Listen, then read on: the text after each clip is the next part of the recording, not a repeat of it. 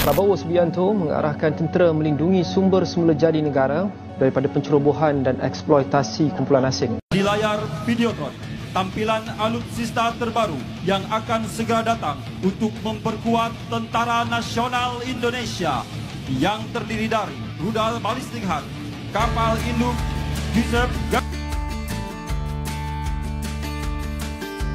Dalam perkembangan terbaru dunia pertahanan, Indonesia resmi memperkenalkan kapal induk pertamanya, sebuah pencapaian besar dalam sejarah modernisasi alat utama sistem pertahanan, atau alutsista nasional. Kapal induk ini dikabarkan mampu mengoperasikan pesawat tempur generasi terbaru, serta dilengkapi dengan sistem pertahanan udara dan radar canggih buatan dalam negeri yang dikombinasikan dengan teknologi hasil kerja sama internasional. Peresmian kapal induk tersebut dilakukan di galangan TNI, Angkatan Laut, dan disaksikan langsung oleh Presiden Republik Indonesia bersama jajaran tinggi militer. Langkah ini disebut sebagai bagian dari strategi memperkuat postur maritim Indonesia sebagai negara kepulauan terbesar di dunia. Menariknya, pemberitaan mengenai kapal induk Indonesia juga menjadi sorotan di negara tetangga, Malaysia. Beberapa stasiun televisi di sana menayangkan liputan khusus mengenai kemampuan dan spesifikasi kapal induk tersebut. Dalam tayangan itu, sejumlah pengamat militer Malaysia mengungkapkan kekaguman dan apresiasi terhadap kemajuan industri pertahanan Indonesia yang dinilai semakin mandiri dan kompetitif di kawasan Asia Tenggara. Meski demikian, baik pihak Indonesia maupun Malaysia menegaskan bahwa pengembangan alutsista ini bukan untuk memperkuat rivalitas, melainkan untuk meningkatkan stabilitas dan kerjasama keamanan regional. Kapal induk ini diharapkan dapat berperan dalam misi kemanusiaan, penanggulangan bencana, hingga operasi penjaga perdamaian di kawasan Indo-Pasifik. Dengan hadirnya kapal induk pertama ini, Indonesia menandai babak baru kemandirian pertahanan nasional, sekaligus menunjukkan komitmen kuat dalam menjaga kedaulatan dan keamanan maritim di kawasan. Mengarahkan tentera melindungi sumber semula jadi negara daripada pencerobohan dan eksploitasi kumpulan asing. Tegasnya tentera perlu membantu kerajaan pusat dan daerah menguatkuasakan undang-undang bagi memastikan sumber negara dimanfaatkan untuk membasmi kemiskinan. Prabowo berkata sumber semula jadi Indonesia telah lama dirompak dan diseludup ke luar negara oleh pihak asing yang tidak bertanggungjawab. Dalam ucapan sempena sambutan ulang tahun ke-80 tentera di Jakarta, beliau berkata kuasa asing telah menjarah hasil bumi Indonesia selama ratusan tahun dan aktiviti itu masih berlaku sehingga kini.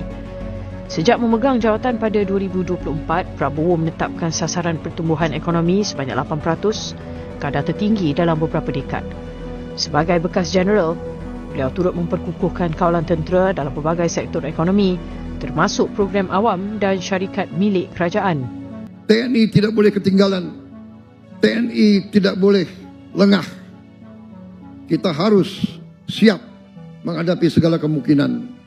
Berarti TNI harus menyiapkan diri, terus membina diri, melatih diri, menggembleng diri, mendalami segala ilmu yang dibutuhkan, mengikuti perkembangan zaman, mengikuti perkembangan teknologi. TNI tidak boleh ketinggalan, TNI tidak boleh lengah. Suara daripada Malaysia untuk sedia perang dengan Indonesia, apa benda cerita? Seolah-olah kita nak berperang esok. NKRI, Negara Kesatuan Republik Indonesia, ganyang Malaysia. Sekarang duk cakap lagi. Di rumah dah banyak kapal perang dah. Gunakanlah, bagilah, hantarlah kat Sabah untuk mempertahankan. Di situ ada Indonesia. Terimalah hakikat bahawa dari segi aset kekuatan ketenteraan, kita masih lemah jauh di belakang banyak negara di dunia ini. Kalau dulu di Asia Tenggara, kekuatan kita selepas Singapura dan Indonesia.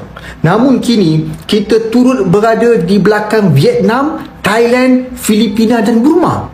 Semua negara di Asia Tenggara sekarang ni sedang berlumba memperkuatkan aset ketenteraan mereka kerana mereka sedar bahawa Asia Tenggara tidak lagi selamat dan aman seperti dulu.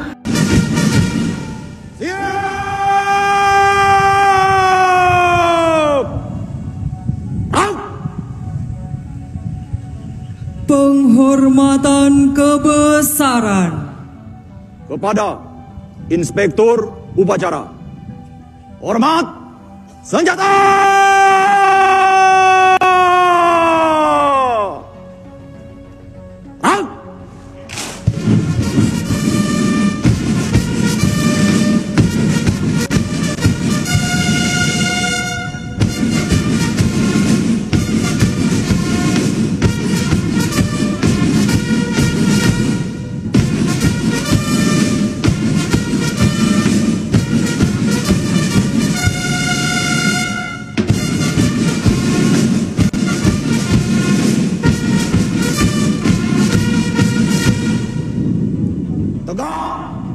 Senjata!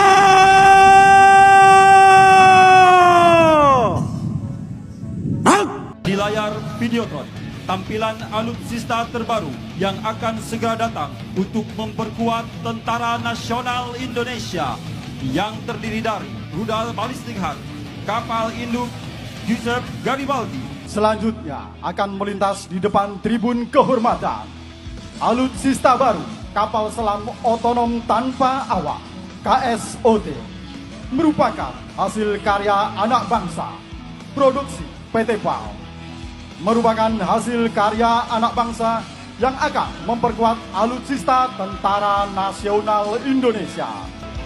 Kapal selam otonom tanpa awak memiliki spesifikasi di antaranya mampu menjelajah di bawah permukaan waktu 72 jam,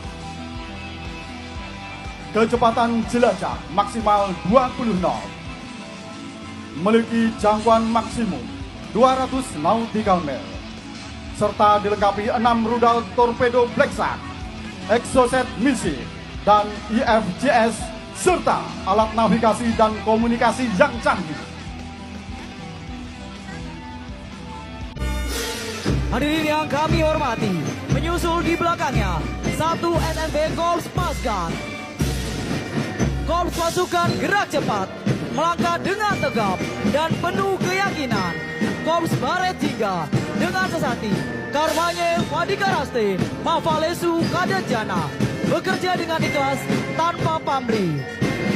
Korps Pasgat adalah pasukan payung pertama di Indonesia yang ditandai dengan pelaksanaan operasi penerjunan pertama di Kota Waringin, Kalimantan Barat oleh 13 prajurit terbaik Korps Pasgat pada tanggal 17 Oktober 1947. Korps Pasgat adalah pasukan para komando matra udara yang bertugas melaksanakan operasi khusus, perebutan dan pengendalian pangkalan udara musuh, dan operasi khusus lainnya sesuai dengan perintah komando atas. Ini adalah kapal induk Giuseppe Garibaldi yang secara resmi masuk dalam daftar pengadaan alutsista TNI AL. Kabarnya kapal ini nanti kemungkinan besar akan dijadikan sebagai sarang drone Bayraktar TB3 Turki. Saat ini pemerintah masih melakukan finalisasi untuk mengakuisisi kapal induk Giuseppe Garibaldi C551 yang telah dipensiunkan oleh militer Italia pada 2024. Diberitakan bisnis sebelumnya untuk menghadirkan Giuseppe Garibaldi, Kementerian Perencanaan Pembangunan Nasional Bappenas memberi lampu hijau untuk pinjaman luar negeri dengan batas maksimal